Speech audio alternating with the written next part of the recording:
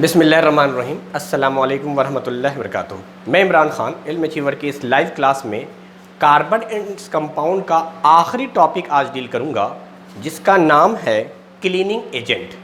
तो cleaning agent में हमें जो पढ़ना है वो दो टाइप पढ़ने हैं क्लीनिंग एजेंट के। एक क्लीनिंग एजेंट होगा सोप यानी साबुन, और दूसरी तरफ है डिटर्जेंट।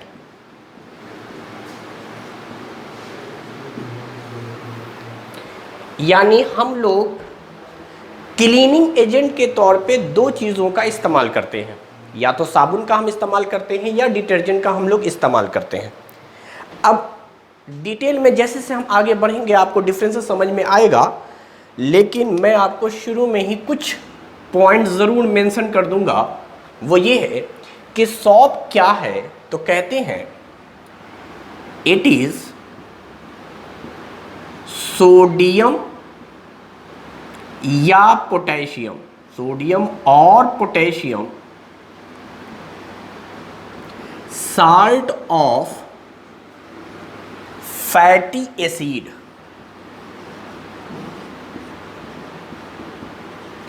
और ऑयल, जिसे हम कार्बोक्सिलिक एसिड कहेंगे। यानी फैटी एसिड का ही नाम कार्बोक्सिलिक एसिड है, या आप सिंपली ऑयल कहें।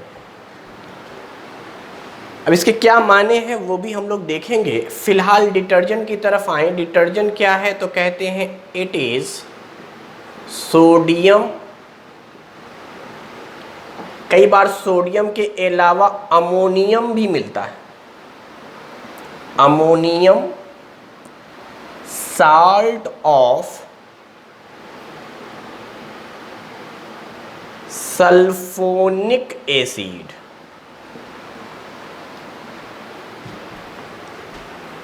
तो यहां सल्फोनिक एसिड है, यहां कार्बोक्सिलिक एसिड है। मेजर डिफरेंस इन्हीं का है। तो देखिए पहले समझते हैं बात को। कार्बोक्सिलिक एसिड क्या है, पहले मैं ये लिख रहा हूँ व्हाट इज कार्बोक्सिलिक एसिड, फिर हम लोग रिएक्शन वगैरह देखेंगे, मैकेनिज्म समझेंगे। फिलहाल कार्बोक्सिलिक एसिड हम लोग पढ़ कर आए हैं फंक्शनल ग्रुप में, इस तरह से होता है। And this is acidic hydrogen, इसी हाइड्रोजन की वजह से तो इसका एसिडिक कैरेक्टर होता है।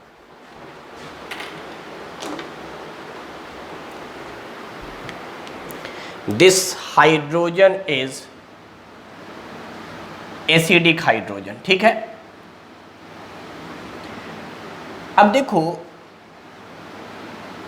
ये एसिड नेचर का है। एसिड से H निकालकर अगर हम H की जगह पर कोई मेटल या केटायन जोड़ दें तो ये साल्ट बन जाएगा। तो ये जो मैं लिख रहा हूं सॉप क्या है बेसिकली, तो साल्ट है सोडियम पोटेशियम आयन का। तो आप H हटाकर Na, और Na पे होता है प्लस चार्ज, यहाँ पर भी H पे एक्चुअली प्लस चार्ज है, O पर माइनस चार्ज है, इसीलिए तो H पे प्लस चार्ज था, तो इसको हम लोगों ने एसिडिक हाइड्रोजन कहा। एसिड की डिफिनेशन आर्हेनियस ने यही कहा था कि जिस स्पेसीज को हम वाटर में डालें और वो वाटर को H प्लस दे दे, यानी प्रोटॉन दे दे, तो उसे हम एसिड कहेंगे। तो उस डिफिनेशन के हिसाब से हम लोग कह सकते हैं कि यही H प्लस देगा और ये पूरा स्पेसीज एसिड की तरह एक्ट करेगा। तो ये है कार्बोक्सिलिक एसिड, और कार्बोक्सिलिक एसिड के ये है साल्ट, यानी this is the salt of carboxylic acid. Salt of carboxylic acid in general आप चाहें तो कह सकते हैं it is a property of shop. तो सॉप में ये याद रखिएगा कि H नहीं होता है, Na होता है। यानी आप इसको मेटालिक ईस्टर भी पढ़ सकते हैं, क्योंकि हम लोगों ने इससे पिछले लेक्चरों में इसकी बात की थी। तो मैंने कहा था कि it is a Easter, COO Easter. H लग गया तो नाम कार्बोक्सिलिक एसिड, H हटाकर मेटल लगा दोगे तो या तो साल्ट कहोगे। एसिड बेस के कॉन्सेप्ट के हिसाब से हम इसको साल्ट कह सकते हैं। जितने भी एसिड हैं, मिसाल के तौर पे थोड़ा समझाने के लिए ऊपर लिख दे रहा हूँ, HCl एसिड है क्या, H हटाकर Na लगा दो, साल्ट बन गया। तो एसिड जितने भी पढ़े गए हैं उसमें से आप H निकाल कर अगर मेटल या केटायन लगाते चले जाएं तो आपको मिलेगा साल्ट। तो इसको हम लोग कहेंगे एसिड, इसको कहेंगे हम लोग साल्ट। उसी तरीके से आपने पढ़ा होगा this is called carbonic acid, H हटा दो, इसका नाम है सोडियम कार्बोनेट, ये साल्ट है बेटा। तो एकदम आसान, दिमाग में ये बात रखो कि एसिड में से H हटाकर अगर H की जगह पर कोई भी केटायन लगा दे, क्योंकि H हटता है केटायन के फॉर्म में, H प्लस के फॉर्म में, तो उसके काउंटर के लिए H प्लस की जगह कोई दूसरा केटायन ही आएगा, और केटायन मेटल्स होते हैं, तो मेटल को लाओगे तो अब बन जाएगा साल्ट। तो आप इसको साल्ट कहिए, आप इसको मेटालिक एस्टर कहिए, आप इसको सॉल्ट कहिए, एक ही बात है। तो पहले जो डिफिनेशन लिखा उसके हिसाब से लिखा। अच्छा, कोई ज़रूरी नहीं है कि हम सोडियम का इस्तेमाल करें, हम लोगों ने पोटेशियम लिखा है तो हम पोटेशियम का इस्तेमाल भी कर सकते हैं, सब फर्स्ट ग्रुप एलिमेंट है। Sodium, potassium, these all are first group element periodic table के हिसाब से। तो हाइड्रोजन भी फर्स्ट ग्रुप में है, आप हाइड्रोजन ना लिखकर पोटेशियम लिख दीजिए, सोडियम लिख दीजिए, तो ये बन जाते हैं एक तरह से सॉल्ट या साल्ट ऑफ कार्बोक्सिलिक एसिड। अब क्वेश्चन राइज हुआ कि पहले तो सल्फोनिक एसिड बताया जाए। What is sulphonic acid? जैसे कार्बोक्सिलिक एसिड समझा था, तो सल्फोनिक एसिड का स्ट्रक्चर कुछ ऐसा होता है, SO3H, ये CO2H, एक कार्बन, दो ऑक्सीजन और हाइड्रोजन, यहां एक सल्फर, तीन ऑक्सीजन, एक hydrogen. This is the structure of sulphonic acid. आप चाहें अगर शॉर्ट में याद करने का तो ये है तरीका शॉर्ट में याद करने का, एक सल्फर, तीन ऑक्सीजन, हाइड्रोजन। क्या हम लोग कह सकते हैं फिर से कि it is a acidic hydrogen?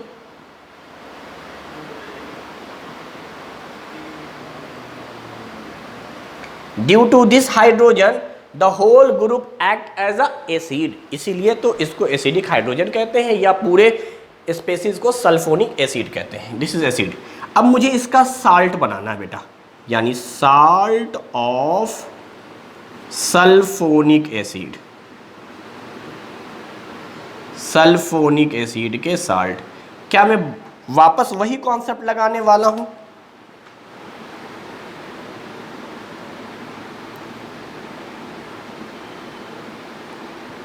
बोलिए। अच्छा, मैंने एक बात और आपसे कही थी, या तो आप सोडियम का इस्तेमाल कर लें या इसमें आप इस्तेमाल कर सकते थे अमोनियम आयन का भी। अमोनियम आयन एक्चुअली NH4N पे प्लस चार्ज, तो ये अमोनियम आयन का इस्तेमाल हम लोगों ने कर लिया, तो ये भी एक तरह से डिटर्जेंट है। साल्ट ऑफ सल्फोनिक एसिड कहो या डिटर्जेंट कहो, डिटर्जेंट कहो। तो देखो, क्लीनिंग एजेंट दोनों हैं, डिफरेंसेस क्या है मैंने कहा था, जैसे आगे बढ़ेंगे वैसे सीखेंगे। पहली बात तो फंक्शनल ग्रुप का डिफरेंस है, यहां कार्बोक्सिलिक एसिड के साल्ट बनाने हैं, और एसिड से साल्ट बनाने का बड़ा आसान तरीका, एसिडिक हाइड्रोजन हटाकर मेटल लगा दो। उसी तरीके से डिटर्जेंट क्या है भाई, तो सल्फोनिक एसिड का साल्ट है, तो सल्फोनिक एसिड में भी एसिडिक हाइड्रोजन रहा होगा, तो वहां से H हटाकर कोई भी केटायन लगा दो, तो केटायन दोनों होंगे, चूंकि साल्ट बनाना है आपको, दोनों साल्ट है भाई। तो सॉप भी साल्ट है, डिटर्जेंट भी साल्ट है, ये साल्ट है कार्बोक्सिलिक एसिड का, ये साल्ट है सल्फोनिक एसिड का। तो आपको सल्फोनिक एसिड का फॉर्मूला पता होना चाहिए, उसमें से H हटाओ मेटल लगाओ। वैसे ही कार्बोक्सिलिक एसिड का फॉर्मूला पता होना चाहिए, उसमें से आप H हटाओ मेटल लगाओ, एक कार्बन, दो ऑक्सीजन, CO2H। तो एक तो बेसिक सा डिफरेंस मैंने बता दिया। दोनों का काम क्या है भाई, डस्ट को हटा देना। जो भी ऑयल है, डस्ट है, मसाला है, हमारा कपड़ा गंदा होता है, किसी भी तरह का अगर आप देखें तो जो डस्ट पार्टिकल है उसको रिमूव करने के लिए जो केमिकल सब्सटेंस का हम इस्तेमाल करते हैं उसको हम लोग क्लीनिंग एजेंट कहते हैं। वो एजेंट जो क्लीन करने में यूज किया जाए। तो हमने दो बातें बताई, एक बताया सॉप जिसमें मैंने कहा कि कार्बोक्सिलिक एसिड का साल्ट है, दूसरा डिटर्जेंट जिसमें मैंने कहा कि ये साल्ट है सल्फोनिक एसिड का। अब आते हैं थोड़ा दूसरी तरफ, ये तो खैर हम लोग पढ़ेंगे आगे डिटेल में, ख़ासतौर से सॉप के बारे में, लेकिन मैं दूसरी तरफ आ रहा हूँ, वो ये है कि सॉप के बारे में कहा जाता है it works in soft water, यानी जब वाटर सॉफ्ट होगा तब ये काम करेगा क्लीनिंग एजेंट की तरह, मतलब हार्ड वाटर में काम नहीं करता है। तो it works in soft water only. आगे 2-3 पॉइंट और लिख देंगे, फिर समझाता हूं। इट प्रोड्यूसेस फोम, फोम को आप लेथर कहें, मतलब झाग, produce foam in soft water.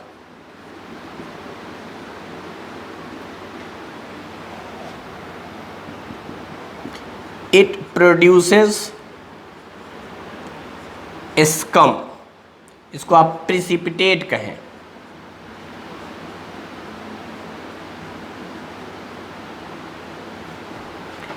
In hard water.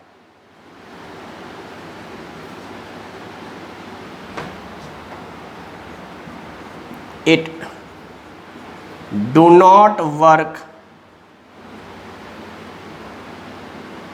as a cleaning agent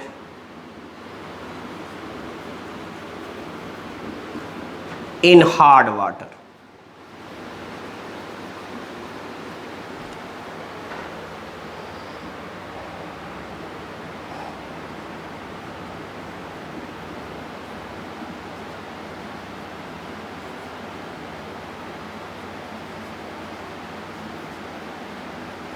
इसकी अच्छाई सिर्फ यही है कि ये बायोडिग्रेडेबल इन नेचर है। जो साबुन हमारे पास होते हैं वो जनरली सॉफ्ट वाटर में ही काम करते हैं, हार्ड वाटर में नहीं करते।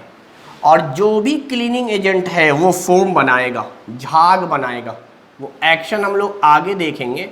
फिलहाल समझ लो जितनी भी गंदगी होती है, मान लो एक कपड़ा है हमारे पास, उस पर कुछ ग्रीस या कोई मसाला, कोई ऑयल गिर गया, अब उसको हमने डाल दिया बकेट के अंदर, पानी भरा हुआ है, उसमें हम कोई एजेंट डालते हैं, कोई भी एजेंट, हम मान लो अभी सॉप और डिटर्जेंट की बात नहीं कर रहे हैं, कोई भी एजेंट हमने कोई भी केमिकल मिक्स किया उसमें, तो होता क्या है, उसमें झाग बनते हैं, फोम बनते हैं, और उस झाग में ही वो गंदगी, वो ग्रीस, वो पॉल्यूटेंट, वो डस्ट आ जाता है, और उसके बाद वो कपड़े से बाहर निकल जाता है। पानी जो है वो जाहिर सी बात है गंदा हो जाता है, कलर अपना चेंज कर लेता है, और ये कलर तभी चेंज करता है जब फोम बन के, लैथर बनकर, झाग बनकर गंदगी कपड़े से पानी की तरफ आ जाए, तभी साफ होगा। अगर झाग बने ही ना तो गंदगी जो है वो वाटर में आ ही नहीं रहा है। तो याद रखिएगा, जब भी कोई गंदगी साफ हो रही है तो उसके लिए फोम या लैथर का बनना ज़रूरी है, तभी होगा। तो अगर आपने गंदे कपड़े को पानी में डाला और उसके बाद कोई भी एजेंट आप मिक्स कर रहे हैं, केमिकल सब्सटेंस, और झाग वो बना दे रहा है, तो इसका मतलब काम कर रहा है। अगर झाग नहीं बना पा रहा है तो काम नहीं कर रहा है। तो साबुन के बारे में कहते हैं कि सॉफ्ट वाटर के अंदर, यानी अभी मैं पढ़ाऊंगा वाटर क्या होता है, वाटर दो तरह के होते हैं, एक सॉफ्ट वाटर, एक हार्ड वाटर।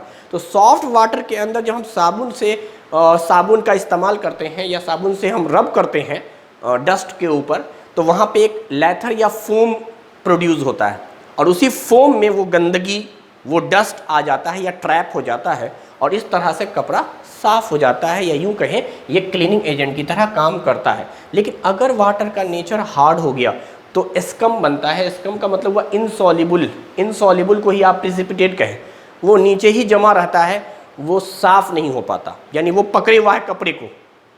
वो स्कम बनने का मतलब हुआ कि गंदगी कपड़े के साथ बहुत स्ट्रॉन्ग बॉन्ड बनाए हुआ है, वो निकल ही नहीं पा रहा है।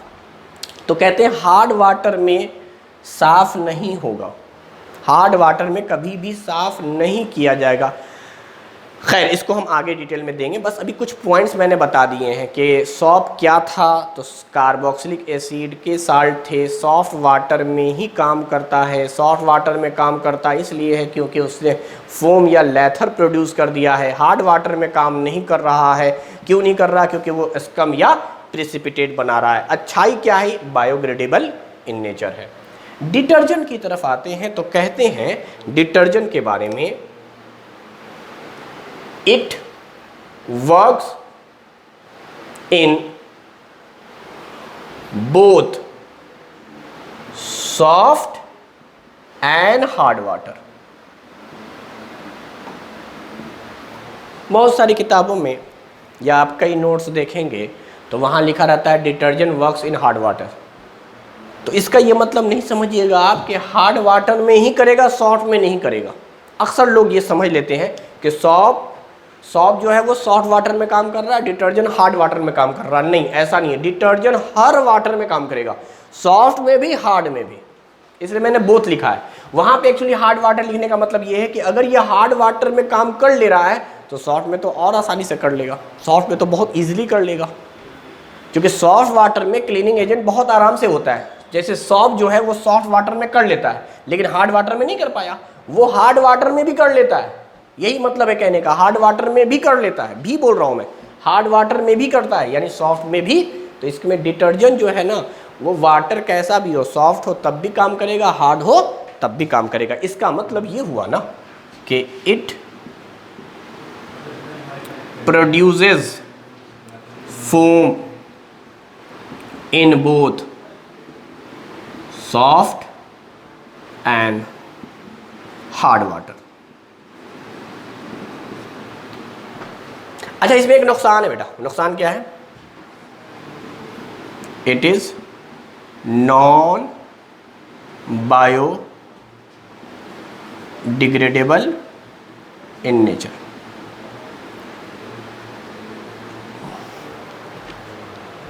ठीक है,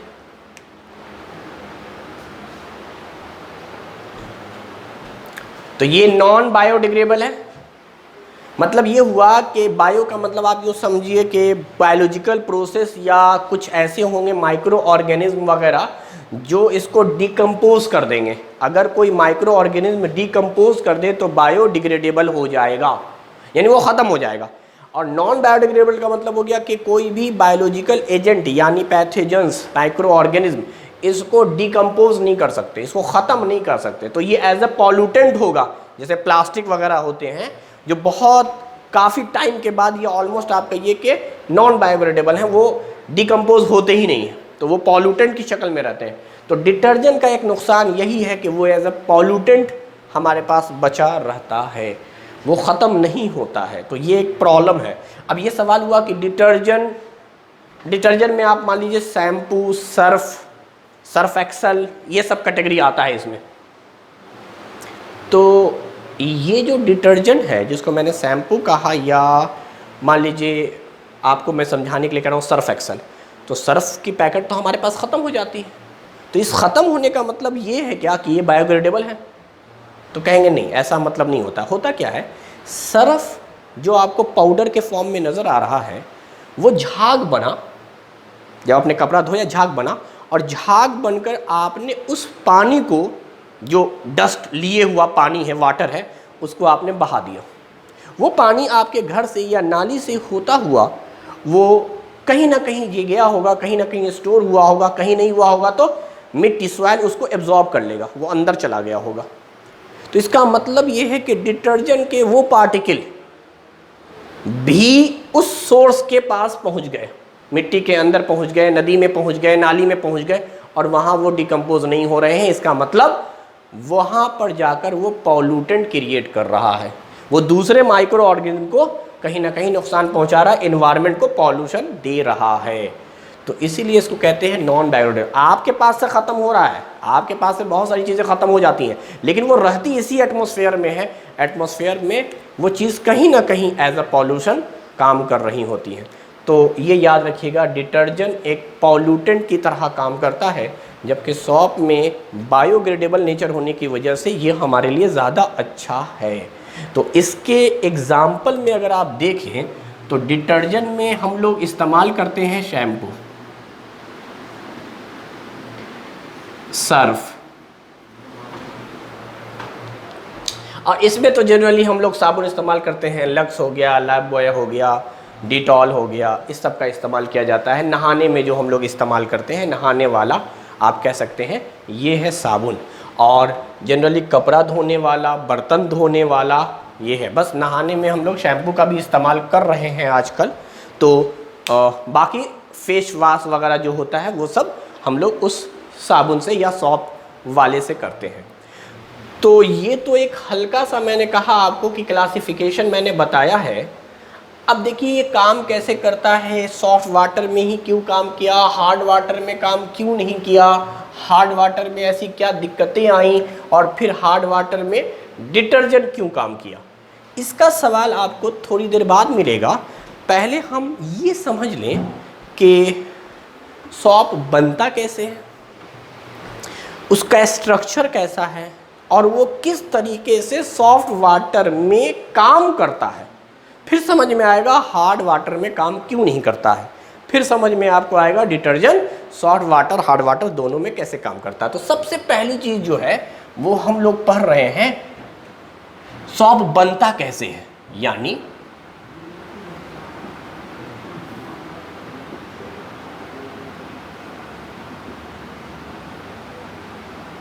सॉप बनाने के प्रोसेस को सैप्नोफिकेशन कहते हैं। सॉप बनाने के प्रोसेस को सैप्नोफिकेशन कहते हैं। एक तरीका जो आपकी किताब में दिया हुआ है, जिसको आप स्टैंडर्ड तरीका मानाएं, क्योंकि लैब में इसी तरीके से बनता है, जो कि परसेंटेज बहुत ज़्यादा आता है। मैं पहला तरीका आपको वो बताता हूँ। उसमें क्या है सुनिए, मैं शॉर्टकट में लिखूंगा। ये आर का मतलब आप कार्बन समझिएगा, ईस्टर बनाया जाता है। अभी मैं इस आर को बता भी दूंगा कि क्या है। यहाँ हम लोग बनाते हैं ईस्टर, दोनों तरफ कार्बन है, और इसका सिंपल सा नाम होता है ईस्टर। ईस्टर ईस्टर का हम लोग बेस के प्रेजेंस में रिएक्शन करा रहे होते हैं। बेस जैसे NaOH, बेस बोला तो OH पे नेगेटिव चार्ज, Na पे plus charge, and this is base. Base के प्रेजेंस में रिएक्शन कराते हैं। तो होता क्या है वो जरा देखिए, यहां से ये R टूटता है और ये ROH के साथ अलग हो जाता है।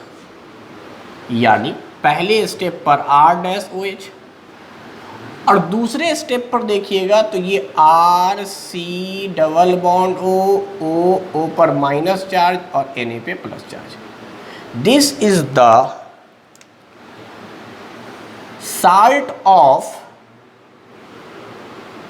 salt of carboxylic acid,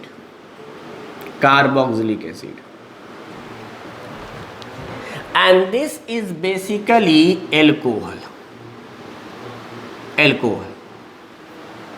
तो हमने ईस्टर और बेस का इस्तेमाल करके एल्कोहल और साल्ट ऑफ कार्बोक्सिलिक एसिड बता दिया। इस साल्ट ऑफ कार्बोक्सिलिक एसिड को आप चाहे तो मेटालिक ईस्टर का नाम दे सकते हैं, या आप सिंपली सॉप कह सकते हैं।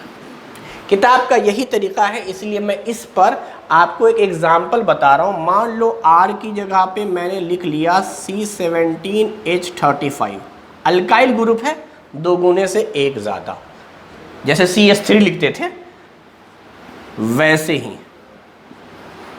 और यहाँ पर लिख लिया हमने C2H5। देखो मैं दोनों काम करने जा रहा हूँ, इसलिए मैंने ऐसा लिखा है NaOH। मैं क्या बता रहा हूँ, रिएक्शन हो कैसे रहा था। तो रिएक्शन इस तरह हो रहा था कि ये एक्चुअली अलग हो रहा है यहाँ से R, तो ये बॉन्ड टूटेगा और इससे जुड़ेगा OH का निगेटिव, ये इससे चला जाएगा। तो क्या बन गया आपके पास इथेनॉल। हमें पढ़ना था एक फंक्शनल ग्रुप इथेनॉल भी, जिसको सिंपली एल्कोहल कहते थे, शराब बनता था। और दूसरी तरफ जो बन गया, ये बन गया C17H35, C double bond OONA। हमने जानबूझकर एक ऐसा रिएक्शन लिया है जिसमें कार्बन 17 है। कोई और भी कार्बन हो सकता था, 20 वाला, 25 वाला, 50 वाला, 15 वाला, लेकिन हमने 17 इसलिए लिया क्योंकि इसका नाम बड़ा इम्पॉर्टेंट है और आपको एंट्रेंस पॉइंट ऑफ व्यू से इसके नाम याद रखने होंगे। ये है तो मतलब साल्ट ऑफ कार्बोक्सिलिक एसिड, लेकिन इसका नाम होता है सोडियम। ये कॉमन नाम है, एस्टीरेट, सोडियम एस्टीरेट, कार्बन 17, हाइड्रोजन 35। तो ये एक प्रोसेस है जिसको हम लोग कहते हैं सैप्नोफिकेशन। ईस्टर बेस के प्रेजेंस में एल्कोहल बना देगा और साथ में साल्ट बना देगा, साल्ट ऑफ कार्बोक्सिलिक एसिड, जिसको हम लोग मेटेलिक ईस्टर या सॉप कहते हैं। और एक एग्जांपल हमने ले लिया सोडियम एस्टेरेट का। एक एग्जांपल और लेंगे समझाने के लिए। 2 ही एग्जांपल हमारे लिए इम्पॉर्टेंट है। अगर ये कार्बन 15 होता तो 2 गुना 30, 1 बढ़ा दो 31, 17 दूनी 34, 1 35। हमेशा 2 गुने से 1 बढ़ा दिया करो। अब यहाँ पे आपकी मर्जी है, आप इथाइल ही रखो, मिथाइल लिख लो, CH3, मर्जी है आपकी। रिएक्शन कराएंगे, ये वाला पार्ट OH के साथ अलग हो जाएगा, फिर से इथेनॉल। दूसरे पार्ट में देखो क्या होगा, कार्बन 15 है, हाइड्रोजन 31 है, उसके बाद डबल बॉन्ड O, फिर O पर माइनस चार्ज, फिर सोडियम। इसका नाम जो होगा वो होगा सोडियम। 15 कार्बन है तो याद रखिएगा P से स्टार्ट होगा, प या P या पे, 15 है ना, तो पाल्मिटेट। और 17 स से हो रहा है, सीन से हो रहा है, S से, है ना, तो एस्टिरेट। तो 17 के लिए एस्टिरेट, 15 के लिए पाल्मिटेट। यही नाम याद रखना है, सोडियम पाल्मिटेट, सोडियम एस्टेरेट। ये 2 एग्जाम्पल हैं एक तरह से सॉप के। तो सॉप के बनाने का एक तरीका तो मैंने आपको बता दिया। यही वाला तरीका आप एग्ज़ाम में या स्कूल के बोर्ड एग्ज़ाम वगैरह हुआ या एंट्रेंस हुआ उसमें लगाएंगे। इसमें परसेंटेज यील्ड एक्चुअली ज़्यादा आता है, इसलिए इसको कहते हैं। एक तरीका मैं आपको और बता रहा हूँ, उस तरीके का भी हम इस्तेमाल करके बना सकते हैं। वो थोड़ा डायरेक्ट मेथड हो जाता है। वो ये है, क्या है, पहले हम लोग कार्बोक्सिलिक एसिड लेंगे, this is called carboxylic acid, ठीक है। ये फंक्शनल ग्रुप के हिसाब से हम लोग कहेंगे इसको कार्बोक्सिलिक एसिड, ठीक है। अब सुनिए, इस कार्बोक्सिलिक एसिड में हम लोग रिएक्शन करवा देंगे बेस से, NaOH, दिस इज बेस। अब बताओ, एसिड बेस का रिएक्शन हम लोग जानते हैं न्यूट्रलाइजेशन रिएक्शन होता है। एसिड क्या करता है, अपना एसिडिक हाइड्रोजन रिलीज करता है। बेस क्या करता है, अपना OH निगेटिव रिलीज करेगा। तो ये H और OH मिलकर वाटर बन जाएगा और बदले में आपको क्या मिल जाएगा देख लीजिए,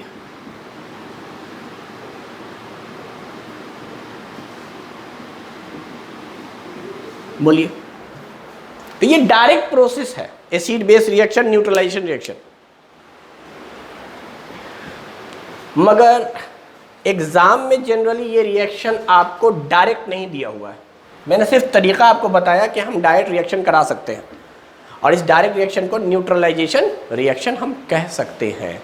बोलिए, यहाँ से H निकला, यहाँ से OH निकला, ये तो वाटर बन गया। H निकलेगा प्लस के फॉर्म में तो यहाँ आएगा माइनस, और यहाँ OH गया है माइनस के फॉर्म में तो यहाँ आएगा प्लस। प्लस माइनस में अट्रैक्शन होगा, ये बन जाएगा। तीसरा तरीका थोड़ा सा लंबा वाला तरीका है, वो क्या है, पहले और दूसरे का एक तरह से कॉम्बिनेशन है। वो कैसे कॉम्बिनेशन है तो सुनिए, इसमें सबसे पहले हम लोग कार्बोक्सिलिक एसिड का एल्कोहल के प्रेजेंस में रिएक्शन करवाते हैं। एल्कोहल मैं बना रहा हूँ आपको इस तरीके से, OHR-, दिस इज एल्कोहल। तो यहाँ पे हमने बताया कार्बोक्सिलिक एसिड। तीसरा वाला 2 स्टेप पे होता है, इसलिए स्टेप फर्स्ट में कार्बोक्सिलिक एसिड और एल्कोहल, और ये रिएक्शन भी हम लोगों ने पढ़ा है, बल्कि दो बार पढ़ा है। एक बार एल्कोहल जब इथेनॉल पढ़ा रहे थे तब, एक बार इथेनोइक एसिड या एसिटिक एसिड पढ़ा रहे थे तब। तो इसमें क्या होता है ये बात बताई जा चुकी है, जिसके पास ऑक्सीजन ज़्यादा होता है यहाँ से OH निकलता है, यहाँ से H निकलता है। तो पहले स्टेप पर याद रखिएगा, यहाँ से हालांकि कार्बोक्सिलिक एसिड है, इसको H देना चाहिए था, लेकिन ये OH देता है, एल्कोहल H देता है, क्योंकि एल्कोहल भी एसिडिक नेचर का है। हालांकि इन दोनों में अगर पूछा जाए कभी कौन ज़्यादा एसिड है, तो कहेंगे कार्बोक्सिलिक एसिड ज़्यादा एसिड है, एल्कोहल कम एसिड है। लेकिन खैर ये रिएक्शन मैकेनिज्म जब आप हायर क्लास में पढ़िएगा तब समझ में आएगा कि आखिर यहाँ से OH यहाँ से H क्यों गया। अभी आप इसको याद रखें कि जिसके पास ऑक्सीजन ज़्यादा होता है वो ऑक्सीजन रिलीज करता है। तो एल्कोहल H देगा, कार्बोक्सिलिक एसिड OH देगा। क्यों देगा OH? क्योंकि कार्बोक्सिलिक एसिड के पास दो O थे और एल्कोहल में एक ही O था। तो जिसके पास ज़्यादा ऑक्सीजन होंगे वो ऑक्सीजन दे देगा। तो क्या आपने पहले स्टेप पर यहाँ वाटर बनाया और अब क्या बनाया? तो आपने पहले स्टेप पर ईस्टर बना लिया। दिस इज कॉल्ड ईस्टरिफिकेशन, ईस्टर का फॉर्मेशन, ईस्टरिफिकेशन। तो ये जो पहला स्टेप हम पढ़ रहे हैं, इस प्रोसेस को अगर हम लिखें तो हम कहेंगे ईस्टरिफिकेशन। ईस्टरिफिकेशन प्रोसेस है, ईस्टरिफिकेशन। अच्छा, दूसरे स्टेप पर क्या होगा बेटा बताओ? सेकेंड स्टेप पर पढ़ाया है अभी मैंने, पहला रिएक्शन यही पढ़ाया था कि जो ईस्टर होंगे, दिस इज ईस्टर, ईस्टर को बेस के प्रेजेंस में रिएक्शन करवा देंगे। बेस के प्रेजेंस में Na पे प्लस OH पर माइनस, बेस कहते ही उसको हैं जो OH रिलीज़ कर दे। तो ये बेस है, OH रिलीज़ करेगा। तो अब बताओ यहाँ से ये R-OS एल्कोहल बन जाएगा और साथ में हमारा मेटालिक ईस्टर कहो, साल्ट ऑफ कार्बोक्सिलिक एसिड कहो, सॉल्ट कहो, and this process is considered as saponification. तो या तो आप डायरेक्ट बना लो यही स्टेप, या फिर आप इस कार्बोक्सिलिक एसिड से पहले ईस्टर बनाओ, उसके बाद ईस्टर में बेस का रिएक्शन करके ये बनाओ। और डायरेक्ट मेथड एक ये भी था कि हम लोग क्यों ना कार्बोक्सिलिक एसिड को डायरेक्ट बेस से रिएक्शन करवा के ही ईस्टर बनवा लें, मेटालिक ईस्टर, डायरेक्ट साबुन। क्यों खामखा हम ईस्टर बनाए, ईस्टर के बाद उसको मेटालिक ईस्टर में कन्वर्ट करें। लेकिन खैर बहरहाल, तो ये 3 तरीका आपको मैंने बताया है सॉप बनाने का। अब देखिए, सॉप बना तो लिया आपने और 2 नाम भी याद करवा दिया आपको, सोडियम पाल्मिटेट, सोडियम स्ट्रेट। तो अब हम लोग जानबूझकर स्ट्रक्चर बना रहे हैं। हम एक्चुअली स्ट्रक्चर समझना चाहते हैं। स्ट्रक्चर बड़ा इंपॉर्टेंट है किसी भी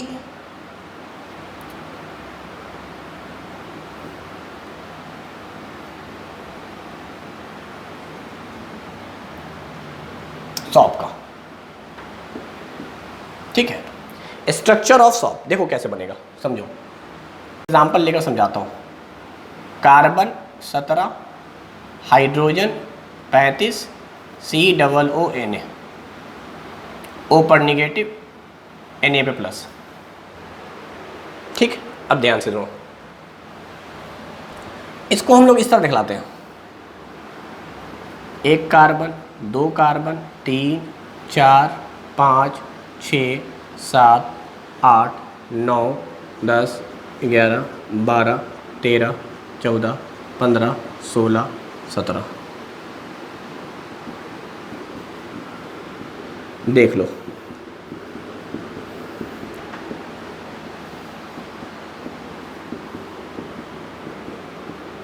एक, 2, 3, 4, 5, 6, 7, 8, 9, 10, 11, 12, 13, 14, 15, 16, 17, 18, 19, 20, 21, 22, 23, 24, 25, 26, 27, 28, 29, 30, 31, 32, 33, 34, 35। C17H35 बना दिया। उसके बाद एक कार्बन है जिस पर डबल बॉन्ड O, फिर सिंगल बॉन्ड O पर निगेटिव, Na पे प्लस, सबका ऑक्टेट, सबकी वैलेंसी पूरी हो चुकी है। यहां पर आप देखें carbon carbon carbon carbon carbon carbon, खाली सिंगल बॉन्ड है। अब इस स्ट्रक्चर को हम लोग कुछ ऐसे भी दिखलाते हैं जिगजैग फॉर्म में, bond line represent, this is 1 carbon, this is 2 carbon, 3 4 5 6 7 8 9 10 11 12 13, 1 2 3 4 5 6 7 8 9 10 11 12 13 14 15 16 17, ये 17 हो गए। इसके बाद वाला ये वाला जो कार्बन है इसको हम लोग बाकायदा दिखला ही देते हैं, C double bond O, O minus Na plus, मान लो। तो ये इस तरह से जिगजैग जिगजैग ये पूरा कार्बन है। तो ये हमारा कहलाता है बेसिकली कार्बन कार्बन या कार्बन हाइड्रोजन वाला पार्ट, ये पूरा हाइड्रोकार्बन पार्ट।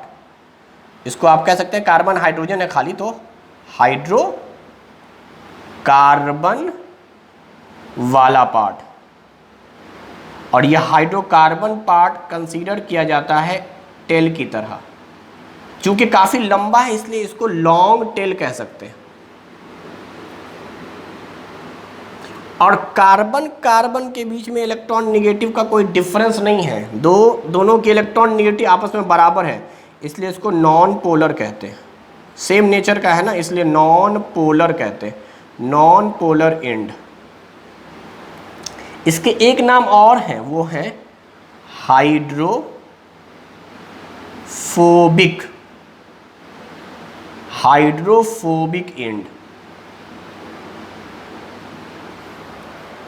हाइड्रोफोबिक एंड बताएंगे अभी क्यों इसका नाम हाइड्रोफोबिक एंड पड़ा। अब देखिए ये वाला जो पार्ट हमारा है, जो फंक्शनल ग्रुप और Na है, इस पूरे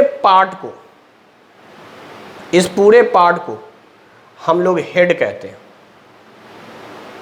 ये long tail, this is head, जहां फंक्शनल ग्रुप है, या इसे हम लोग आयन बनने की वजह से आयनिक या पोलर पार्ट कहते हैं।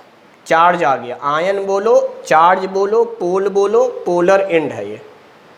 तो हेड है, पोलर एंड है, आयनिक नेचर का है, फंक्शनल ग्रुप है, बेसिकली यही साल्ट है। आगे चलते हैं, इसको हम लोग कहते हैं हाइड्रोफिलिक एंड। हाइड्रोफिलिक एंड के माने क्या हैं? तो कहते हैं वाटर लविंग या वाटर सॉल्युबल एंड। यानी यही पार्ट पोलर है। मैंने पढ़ाया था बहुत पहले आपको, तो ये बताया था लाइक डिजॉल्व लाइक, ये केमिस्ट्री की कहावत है। जैसे कहते हैं ना आयरन कट्स आयरन, लोहे लोहे को काटता है, वैसी केमिस्ट्री में कहावत है पोलर पोलर को घुलाएगा, नॉन पोलर को घुलाएगा। तो पोलर में वाटर आता है बेटा, water is a polar compound, तो पोलर में पोलर घुलेगा, तो ये वाला पार्ट चूंकि पोलर है तो ये पानी में घुल जाएगा, तो वाटर सॉल्युबल एंड है। ये वाला पार्ट क्या नॉन पोलर था?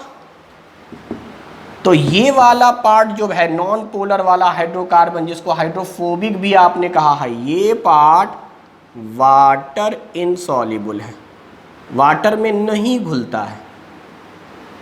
अच्छा, नहीं घुलने की वजह से नाम है हाइड्रोफोबिक। हाइड्रो मतलब एक्चुअली वाटर होता है, और फोबिक का मतलब होता है डर। पानी से डरने का मतलब पानी को दूर भागाना या पानी से खुद दूर भाग जाना। तो दूर भागने का मतलब हुआ इनसॉल्युबल, पानी से दूर भाग रहा है, पानी से दूर भाग रहा है, अवे। तो वाटर इनसॉल्युबल एंड है ये, वाटर इनसॉल्युबल एंड। अच्छा, पानी में नहीं घुलेगा मान लिया, लेकिन हाइड्रोकार्बन होने की वजह से ये किस में घुल जाएगा? डस्ट में। चूंकि जितने भी डस्ट है सब ऑर्गेनिक है, मसाला, तेल, जो भी आप डस्ट उठा के देखें, ग्रीस, सब का सब ऑर्गेनिक डस्ट है। तो हम लोग कहते हैं हाइड्रोकार्बन या नॉन पोलर होने की वजह से नॉन पोलर में घुल जाएगा। तो नॉन पोलर कौन कौन से हैं? कहते हैं डस्ट या डर्ट सॉल्युबल एंड। यानी गंदगी एक्चुअली इसी में घुलती है। इसीलिए कहते हैं वो साबुन ज़्यादा अच्छा है जिसमें ज़्यादा बड़ा पार्ट ये हो। जितना बड़ा कार्बन कार्बन कार्बन का चेन होगा उतना ज़्यादा डस्ट को ये घुलाएगा। तो डस्ट को घुलाने का काम कौन कर रहा है? ये सब डस्ट को पकड़ने का काम कर रहा है। तो सोचो जितना बड़ा स्ट्रक्चर होगा उतने बड़े डस्ट को आसानी से पकड़ लेगा, सॉल्युबल कर लेगा, घुला लेगा। तो इसीलिए कार्बन का लंबा चेन होना चाहिए। Tail should be long for better quality of soap, ये याद रखिएगा। और ये वाला पार्ट वाटर सॉल्युबल है, तो ये वाटर सॉल्युबल है, ये डस्ट सॉल्युबल है। जो डस्ट सॉल्युबल है वो वाटर इनसॉल्युबल होगा और इसीलिए इसको हाइड्रोफोबिक कहते हैं, इसको हाइड्रोफिलिक कहते हैं। तो ये क्वेश्चंस अक्सर पूछे जाते हैं कि टेल कैसा है, तो टेल हाइड्रोफोबिक नेचर का है, हेड कैसा है, हाइड्रोफिलिक नेचर का है। इसको शॉर्ट में अगर हम दिखलाएं तो इसको रिप्रेजेंट करने का एक तरीका इस तरीके से होता है।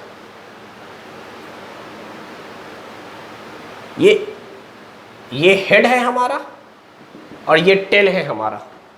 टेल जो है वो डस्ट सॉल्युबल है और जो हेड है हमारा वो वाटर सॉल्युबल है, वाटर सॉल्युबल।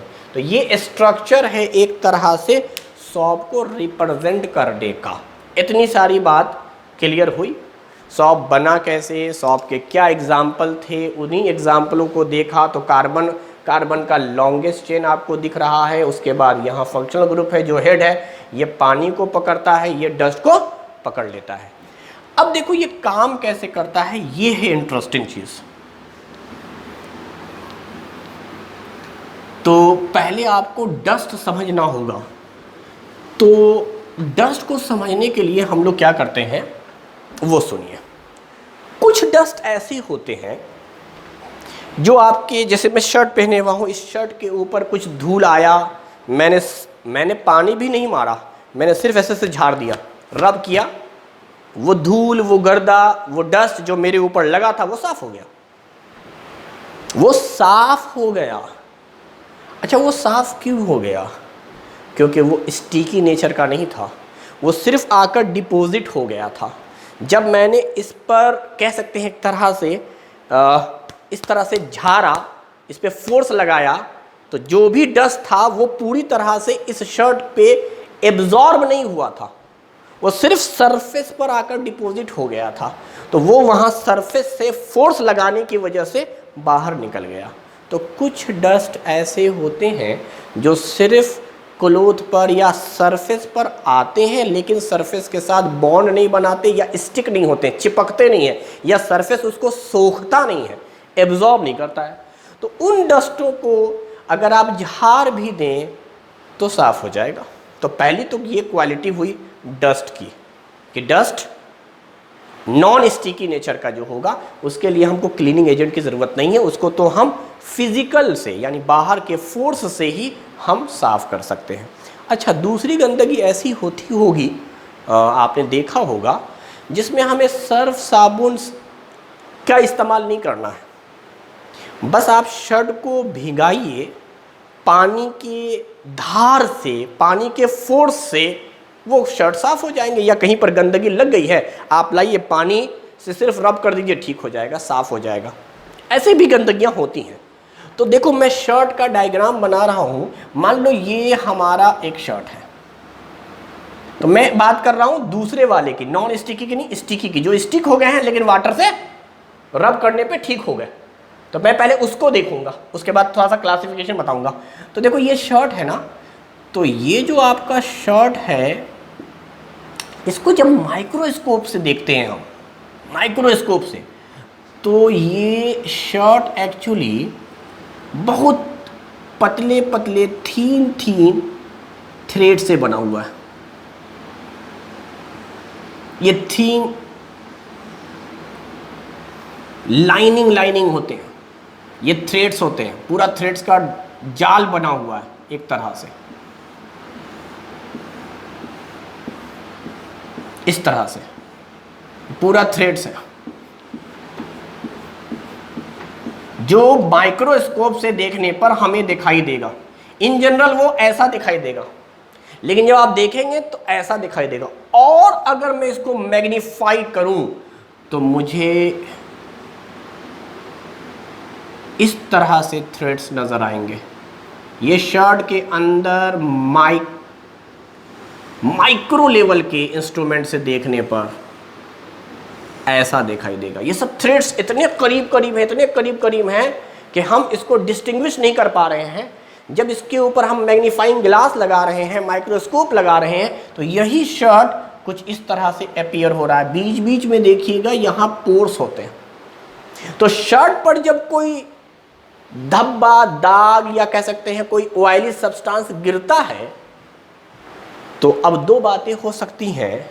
या तो उस ऑयली सब्सटेंस का साइज इतना बड़ा हो कि वो इसमें, इस जो थ्रेड्स है ना, थ्रेड्स के बीच में जो स्पेस है उस स्पेस में ना आ पाए, बल्कि उसका साइज बड़ा हो, लाइक दिस। वो इस थ्रेड्स में आ ही नहीं पाया, वो ऊपर ही रहा। तो आप क्या करेंगे, अगर आप वाटर का फोर्स लगाएंगे तो ये वाटर के फोर्स से अलग हो जाएगा। इसमें अब आपको क्लीनिंग एजेंट की ज़रूरत नहीं पड़ेगी, सिंपल वाटर ही साफ कर देगा। बहुत सारे होते हैं, जैसे हमारे स्किन के ऊपर जो मैल होता है उसको अगर आप चाहें तो हाथ से रब करके, या चेहरे पे जो आप देखें, तो आपको ज़रूरत नहीं है कि आप हमेशा इस्तेमाल करें क्रीम या साबुन या फेस वॉश। आप ऐसे भी फेस को साफ कर सकते हैं, तो वो डस्ट आराम से निकल जाएगा। जो डस्ट का साइज इतना बड़ा था कि वो थ्रेड्स में, अब हमारी स्किन जो होगी ना उसमें भी आप कह सकते हैं कि लेयरिंग है, पूरी की पूरी लेयरिंग है, और उनमें तो अच्छे खासे पोर्स होते हैं। तो ये पोर से अगर बड़ा साइज है, इनको हम लोग पोर कहते हैं, थ्रेड्स के बीच में जो जगह होती है उसको हम पोर कहते हैं। तो अगर पोर के साइज से बड़ा है तो ये तो आराम से वाटर से ही निकल जाएगा। लेकिन यहाँ पे जो हमें पढ़ना है वो ये पढ़ना है कि अगर थ्रेड से छोटा हुआ और थ्रेड के बीच में दबा रह गया, थ्रेड से छोटा हुआ, अब इसको कैसे निकालना है। थ्रेड से भी छोटे छोटे पार्टिकल्स थे, छोटे छोटे गंदगी के पार्टिकल्स थे, ये सारे पार्टिकल्स थे। ये कैसे निकलेंगे। बड़ा पार्टिकल तो धो दिया तो निकल गया, लेकिन छोटे पार्टिकल के लिए वी नीड क्लीनिंग एजेंट। तो थ्रेड लाइक स्ट्रक्चर, पहले समझिए कि जितने भी हमारे पास सरफेस है उस सरफेस के पास पोर्स होगा। बिना पोर के तो कोई सरफेस है ही नहीं। ईच एंड एवरी सरफेस, चाहे हमारा वो शर्ट हो, चाहे हमारी वो स्किन हो, कोई भी आप उठा कर देख लें, वुड हो, बेंच हो, ये बोर्ड हो, इसमें भी पतली पतली थीन थीन कह सकते हैं आप लाइनिंग है। हमारी आई नहीं देख पा रही, नहीं देख पा रही। और यहाँ पर भी हम यही काम कर रहे हैं, हम ये लिख रहे हैं। तो आप बताइए, अगर हम ये लिख रहे हैं तो एक तरह से यहाँ डिपॉजिट हुआ है। इसको अगर हम पीटे मारे तो ये नहीं निकलेगा, लेकिन अगर हम कपड़े का इस्तेमाल करते हैं तो एक तरह से वही फोर्सफुली, जैसे वाटर गंदगी को साफ कर देता है वैसे ही ये साफ कर देता है। अच्छा, ये गंदगी गई कहाँ। इस गंदगी को इस सरफेस पर हम ले आए फोर्सफुली, यानी ये इसके पोर में एब्जॉर्ब नहीं हुआ था, ये पोर के बाहर था, पोर के बाहर था। बाहर की वजह से क्या हुआ कि इसको हमने इससे टच करते हुए रब कर दिया। तो ये हमारा था पार्टिकल साइज जब बड़ा था तो स्टिकी जरूर था, क्योंकि अगर मैंने इसको इस तरह से मारा होता तो ये बाहर नहीं आता, धूल गर्दा आ सकता है। तो जो डस्ट हमारे पास होते हैं वो बेसिकली दो नेचर के होते हैं। एक होता है नॉन स्टिकी, जिसके लिए कोई क्लीनिंग एजेंट की ज़रूरत नहीं है। फोर्सफुली सिर्फ आप फोर्स लगाइए, प्रेशर लगाइए, डस्ट बाहर आ जाएगा। कुछ बीट उट कीजिए, आप देखते होंगे चटाई को, चादर को आप ऐसे ही झाड़ दीजिए, तो ये सब बहुत बड़े पार्टिकल के साइज थे जो नॉन स्टिकी नेचर के थे। दूसरा है बेटा स्टिकी नेचर। अब स्टिकी नेचर में भी दो बातें होंगी। एक होगा कि डस्ट का जो साइज है, size of dirt particle is more than size of pore of surface, जिसमें आप कह सकते हैं मार्कर से जो मैंने लिखा है, इस लिखने को अगर मैं गंदगी मानूं, डस्ट मानूं, तो लिखने के पार्टिकल का जो साइज है वो इस बोर्ड के पोर के पार्टिकल से बड़ा है। तो क्या होगा कि अब इसके लिए आपको क्लीनिंग एजेंट की जरूरत नहीं है, अब आपको एक सरफेस पे फेनोमेना करना पड़ेगा और ये फोर्सफुली सरफेस के फेनोमेना से अलग हो जाएगा। तो स्टिकी नेचर का तो है, इसलिए तो ये बाहर नहीं निकला, बाहर नहीं निकल रहा है, मतलब स्टिक हुआ है लेकिन रब करने पे ये ख़त्म हो जाएगा। अब यहाँ आते हैं, यहाँ पर अब क्या होगा कि अगर कभी ऐसा हो जाए कि size of dot particle is less than size of pore of surface, तो इसको निकालने के लिए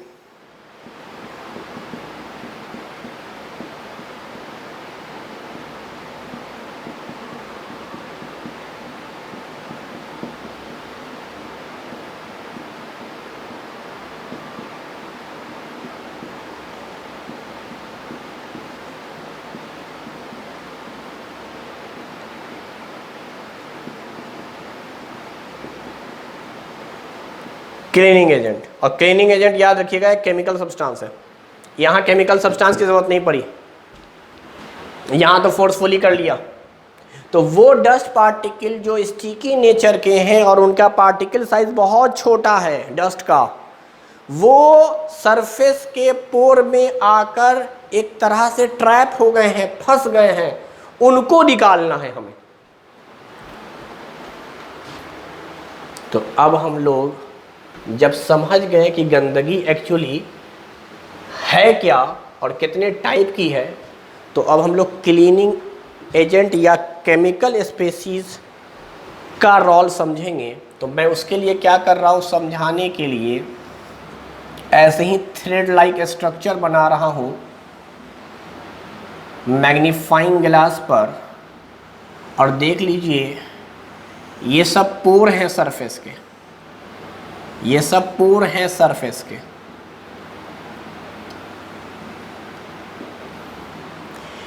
इसमें एक तरह से ट्रैप हो गया है, स्टिकी नेचर का है, मतलब चिपका हुआ है और इस पोर में पकड़ रखा है, पोर ने पकड़ रखा है गंदगी को। इसको साफ करना है। अगर पार्टिकल साइज बड़ा होता तब तो वो आराम से वाटर से ही निकल जाता, लेकिन पार्टिकल साइज इतना छोटा है कि वो ट्रैप हो गया है पोर में सरफेस के। इसको अगर हमें साफ करना है तो क्या करना होगा, तो वाटर के मॉलिक्यूल तो रहते ही रहते हैं। कहते हैं कि इस पर आकर थोड़ी देर के बाद जब आप साबुन लगाते हैं साबुन से, तो साबुन के जो पार्टिकल्स हैं वो जब आप रब करते हैं तो उसके जो पार्टिकल्स हैं वो इस तरह से आ जाते हैं, इस तरह से।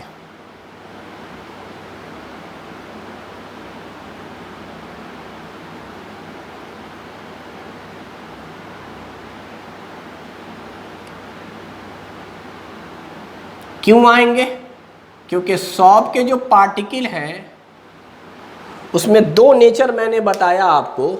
एक नेचर जो होगा वो हाइड्रोफोबिक है, जो हाइड्रोफोबिक होता है वो अंदर की तरफ इनवर्ड और डस्ट पे जाकर डिसॉल्व हो जाता है, डस्ट के अंदर घुल जाता है या डस्ट को अपने अंदर घुला लेता है। और जो इसका बाहर वाला पार्ट है, बाहर वाला जो पार्ट है वो आपका हाइड्रोफिलिक पार्ट है।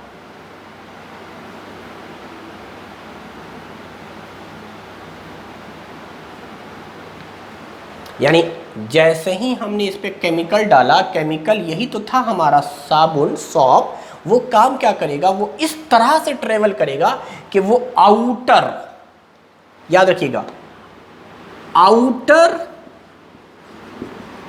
बनाता है हेड या पोलर या वाटर सॉल्युबल,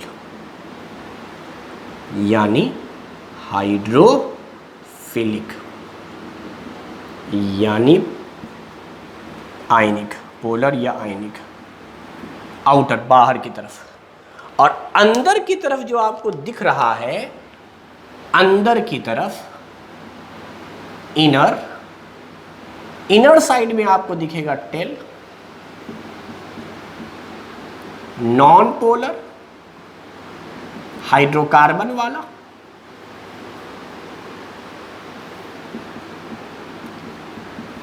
डस्ट सॉल्युबल यानी हाइड्रोफोबिक। यानी जैसे ही आप इस पर जिस सॉप का इस्तेमाल करते हैं, क्लीनिंग एजेंट का इस्तेमाल करते हैं, वो क्लीनिंग एजेंट क्या करता है, वो डस्ट पे जाकर डिसॉल्व हो जाता है और बाहर की तरफ होता है पोलर एंड, और ये पूरी तरह से ट्रैप हो जाता है वाटर के फोर्स से। इसको खींचकर, इसको ट्रैप करके बाहर निकालते हैं, यहां पर से भी, यहां पर से, जहां जहां पे दाग होगा हर जगह से डस्ट पार्टिकल निकल जाता है। और ये आपको दिखाई देता है एक तरह से, आपको दिखाई क्या देता है, ये दिखाई देता है फोम बना हुआ बेटा। यही है फोम जो आपको दिखता है, बुलबुला टाइप का, बबल्स टाइप का फोम। उसी फोम के अंदर होती है गंदगी, और वो गंदगी बाद में वाटर में ट्रांसफ़र हो जाती है और पानी का कलर चेंज हो जाता है। पहले आप पानी जब डालते हैं तो वो बिल्कुल साफ़ रहता है, लेकिन जब कपड़ा साफ़ करते हैं आप तो कपड़े की गंदगी ट्रांसफ़र हो जाती है, क्योंकि जब हम रब करते हैं तो ये सब ट्रैप करता है। तो मैं इसको दिखला रहा हूँ थोड़ा इधर, ये हमारा गंदगी वाला पार्ट है। इसको क्या कहा गया है, इसको ये इस तरह से अरेंज होता है, इस तरह से।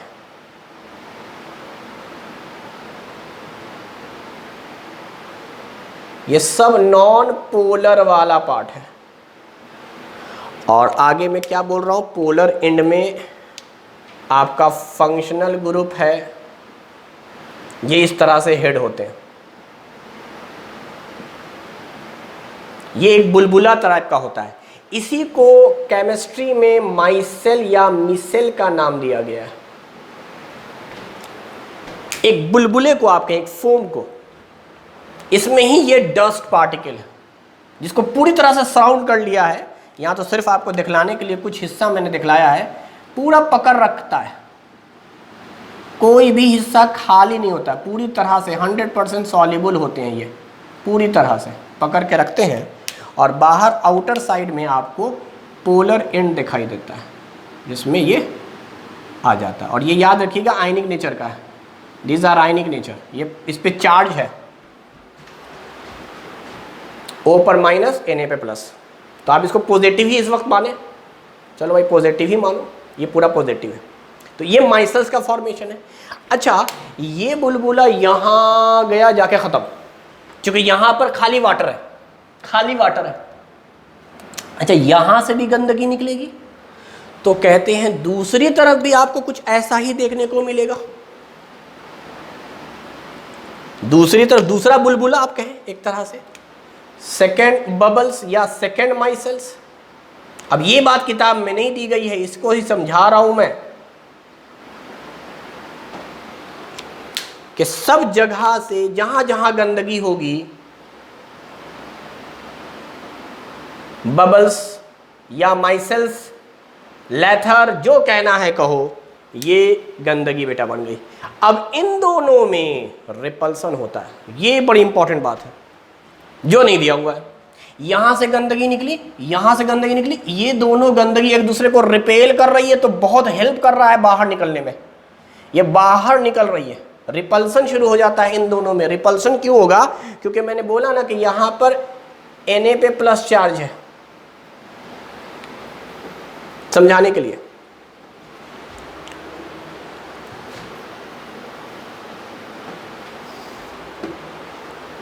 Na पे प्लस चार्ज, यहां पर भी Na पे प्लस चार्ज, तो इन दोनों में रिपल्सन होगा, जिसको आप लोग आयनिक रिपल्सन भी कहते हैं। आयनिक रिपल्सन की वजह से जो दो माइसेल्स बने हैं, इनमें रिपल्सन होगा, दोनों दूर जाएंगे। अगर ये दोनों अट्रैक्शन होता, दोनों करीब आते, तो इसी को कहते हैं एस्कम, कि यहाँ साफ तो हो रहा था लेकिन प्रिसिपिटेट हो गया, फिर से धब्बा आकर जमा हो गया, इनसॉल्युबल, फिर से इनसॉल्युबल हो गया, फिर से आके सरफेस पे स्टिक हो गया। तो अगर सरफेस से निकलना है इसको, सरफेस से निकलना है इसको, तो कहते हैं कि आयनिक रिपल्सन होगा, यानी ये जो आउटर पोलर पार्ट है इस पर पॉजिटिव, इस पे पॉजिटिव, और ये पॉजिटिव क्या है, यही है Na+, सॉरी बीच में यहाँ माइनस भी था, आउटर में Na+ है, देखो इसी पार्ट को तो बताया है मैंने, यही वे पार्ट है। तो यहाँ भी प्लस, यहाँ भी प्लस, दोनों प्लस प्लस में रिपल्सन होता है। रिपल्सन होने की वजह से क्या होता है, ये माइसल्स अलग हो जाते हैं, ये माइसल्स अलग हो जाते हैं, और यही माइसल्स का फॉर्मेशन होता है, जहां आप कह सकते हैं डस्ट पार्टिकल को पूरी तरह से सराउंड किए हुआ है हाइड्रोकार्बन वाला, हाइड्रोफोबिक वाला पार्ट, और पोलर बाहर निकले हुआ है। तो इस तरह से गंदगी को बाहर निकाला जाता है, ये काम सॉफ्ट वाटर में बहुत आराम से हो जाता है, सॉफ्ट वाटर में ये काम बहुत आराम से हो जाता है। तो ये है पूरा क्लीनिंग एक्शन और तरीका। अब आपको चलिए मैं जल्दी से सिखा देता हूँ, सॉफ्ट वाटर में ऐसा हुआ, हार्ड वाटर में ऐसा क्यों नहीं हुआ। तो आप चाहें तो नोट कर लें, चलिए यहाँ लिख देता हूँ, सॉफ्ट वाटर, या ऐसा करते हैं, ये बात तो समझ में आपको आ ही गई है, वहाँ दिखला भी दिया है मैंने।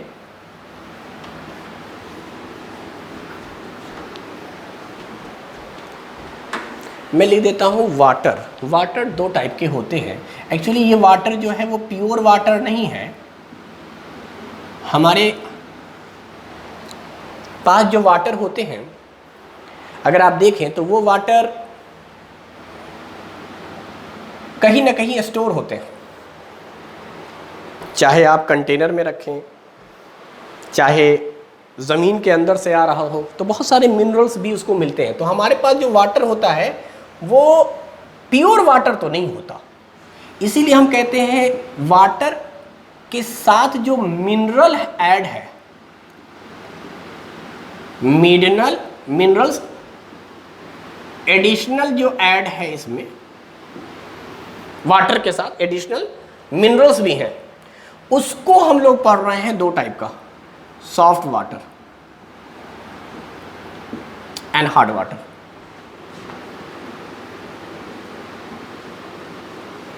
यानी ये वाटर के साथ जो मिनरल एडिशनल में आया है, उसकी वजह से इसको सॉफ्ट और हार्ड कहा गया है।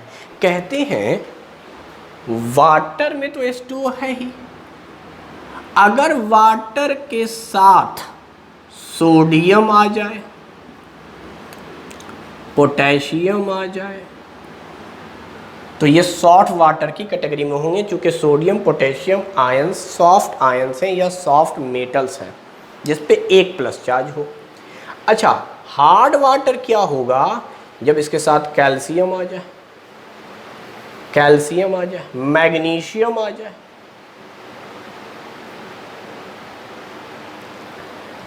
कैल्शियम या मैग्नीशियम जब आ जाते हैं तो इसे हम हार्ड वाटर कहते हैं। तो आप बताओ, वाटर में सोडियम और पोटेशियम है, यानी कहीं ना कहीं यहाँ पे जो वाटर है इसमें सोडियम है। अच्छा, सोडियम यहाँ पर भी है, पोटेशियम यहाँ पर भी है। तो सॉफ्ट वाटर में जो साबुन है, चूंकि साबुन खुद बना हुआ इन्हीं मिनरल्स का है, कंपटीशन नहीं होता।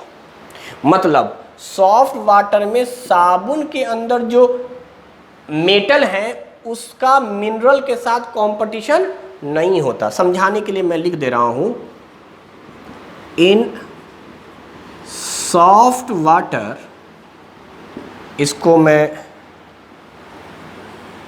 मिनरल्स कह देता हूं, जो वाटर के साथ एडिशनल आया और जिसकी वजह से वाटर सॉफ्ट कहलाया। तो in soft water minerals do not interact with soft molecules। Reason क्या है, यार इसमें खुद सोडियम है, तो काहे के लिए यहाँ के सोडियम के साथ इंटरेक्ट करेगा, तो वहाँ इंटरेक्ट नहीं करेगा, या पोटेशियम के साथ इंटरेक्ट नहीं करता है, तो ये मिनरल्स इफेक्ट नहीं डालते हैं, इसीलिए सॉल्ट वाटर में बहुत आराम से फंक्शन हो जाता है साबुन का। तो साबुन को क्या करना, माइसस बना लेना, दोनों माइसस में रिपल्सन होगा, बाहर निकलेंगे, बुलबुला खत्म होगा, पानी वही बुलबुला पानी में कन्वर्ट हो जाएगा, तो वाटर गंदा हो जाएगा, गंदगी को लिए हुआ है, और उसके बाद वो गंदगी बाहर फेंक दी जाएगी, बहा दी जाएगी। तो शर्ट की गंदगी जो थी वो चली आई वाटर में। अच्छा, ये तो हो गया सॉफ्ट वाटर के अंदर। यहाँ पर क्या होता है, तो in hard water minerals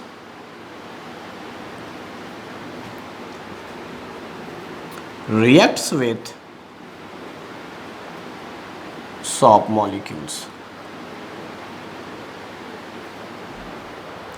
molecules के साथ रिएक्शन होने लगता है। और इस रिएक्शन कैसे, ये रिएक्शन होता कैसे ये भी समझेंगे, सॉप के साथ आखिर ये रिएक्शन हुआ कैसे। तो in hard water mineral react with shop molecules and scum formation takes place।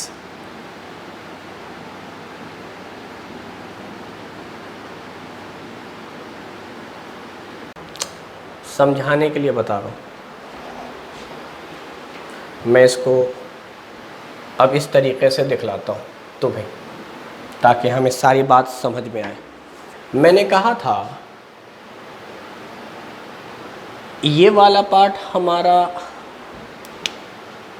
Dust है, these particles are dust particles।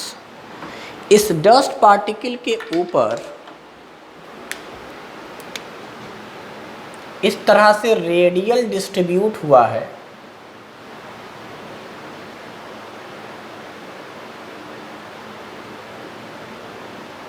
अंदर की तरफ, और बाहर की तरफ जो है मैं उसका बाकायदा स्ट्रक्चर बनाता हूँ। दिस इज सोडियम,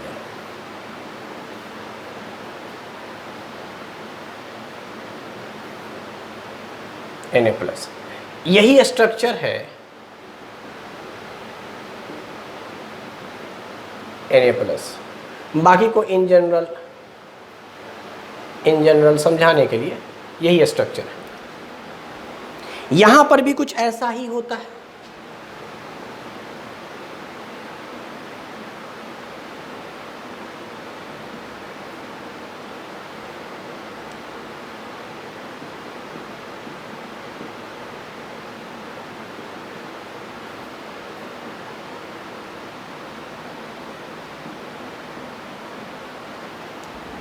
अब यहां पे वाटर के मॉलिक्यूल्स भी हैं चारों तरफ से, आप ये समझिए, आप चारों तरफ से ये समझिए कि वाटर के मॉलिक्यूल्स भी हैं हमारे पास। चारों तरफ से आप ये समझिए कि वाटर्स के मॉलिक्यूल्स भी हमारे पास है, ऐसा नहीं है ये पूरा वाटर के अंदर ही बुलबुला है। वाटर के मॉलिक्यूल्स भी, ठीक है। आपको अच्छे से पता है वाटर के मॉलिक्यूल्स में क्या है भाई। वाटर के मॉलिक्यूल्स में है, सॉफ्ट वाटर है तो Na+। बोलिए, क्या ये Na+ इस Na+ के साथ रिएक्शन करेगा? कहेंगे नहीं भाई सेम नेचर का, क्या फ़र्क पड़ेगा, अगर रिएक्शन कर भी लेगा तो वापस तो नहीं बनाएगा। तो इसलिए सॉफ्ट वाटर में एक्चुअली वही चीज़ है जो हार्ड वाटर में, सॉरी सॉफ्ट वाटर में वही चीज़ है जो सॉप के अंदर है। तो इसीलिए यहाँ पर इंट्रैक्शन नहीं होता है, इसीलिए मिनरल्स डिस्टर्ब नहीं करते हैं। यह है सॉफ्ट वाटर का केस, सॉफ्ट वाटर का केस। ध्यान से सुनना है खाली, चाहे तो आप नोट भी कर सकते हैं। हालांकि ये सारी बातें कॉन्सेप्चुअली समझने तक के लिए हैं, बाकी थ्योरी तो मैंने सब बता ही दिया है आपको। अब देखिए,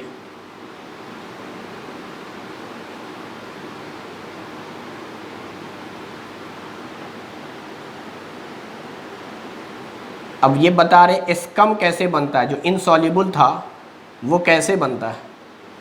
जहन में आपके ये भी रहना चाहिए, ये थ्रेड्स लाइक स्ट्रक्चर थे, यहाँ पर एक पार्टिकल यहाँ पे मान लो दूसरा, यही दोनों बनाए गए हैं, रिपल्सन हो रहा है इस सोडियम सोडियम की वजह से, तो ये इधर भाग रहा है, ये इधर भाग रहा है, दोनों दूर जा रहे हैं रिपेल करके, और गंदगी को यहाँ से निकाला जा रहा है, पुल किया जा रहा है।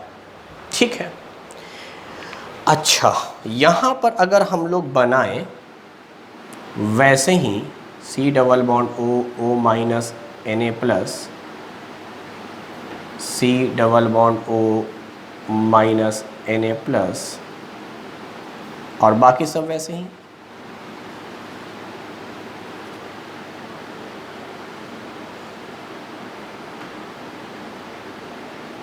तो यहां पर भी रिपल्सन लग रहा था, लेकिन ये सारा फेनोमेना हुआ कहां है? ये सारा फेनोमेना इस बार अगर हम ये सोच लें कि ये सारा फेनोमेना हार्ड वाटर में हो रहा है, यानी हार्ड वाटर में आप साबुन लेकर आए होंगे, यही है। तो साबुन लेकर आएंगे तो आप क्या पाएंगे कि साबुन के पास है कैल्शियम आयन, साबुन के अंदर कैल्शियम आयन है भाई।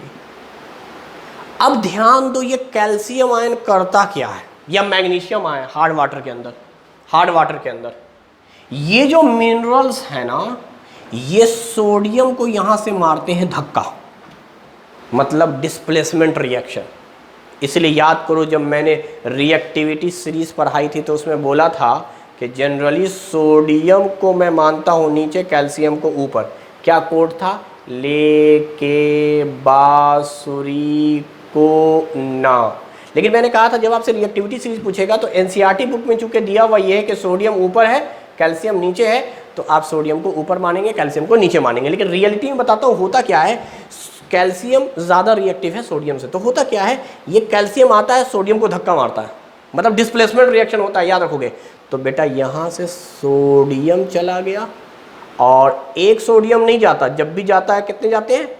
2 सोडियम जाते हैं, क्योंकि एक सोडियम पे 1 प्लस, दूसरे सोडियम पर भी 1 प्लस, यानी टोटल 2 सोडियम पे टोटल 2 प्लस सोडियम जाता है, और बीच में ये जो कैल्शियम है ये आ जाता है।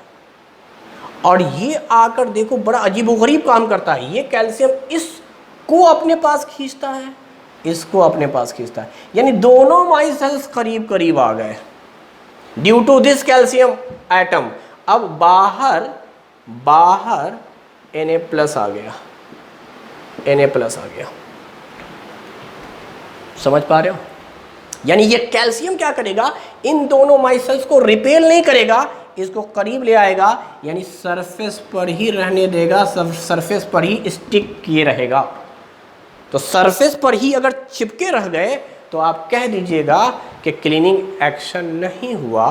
तो हार्ड वाटर में साबुन इस तरह से काम नहीं करता है।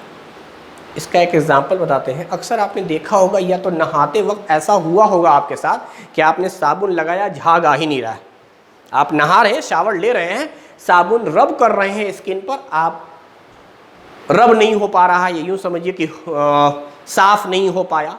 और कई बार ऐसा भी होगा, बदख्याली में आप शावर ले लिया और ये सोचा कि शायद शावर के आने की वजह से हमने ऐसे ही हाथ मार लिया और साबुन बह गया होगा, निकल गया होगा। लेकिन जब आप बाहर निकलेंगे और ख़ुद को जब देखेंगे आईने में, तो आप गौर से देखिएगा आपकी स्किन के ऊपर कभी ऐसा होता है कि सौंफ के मॉलिक्यूल अभी भी चिपके हुए हैं।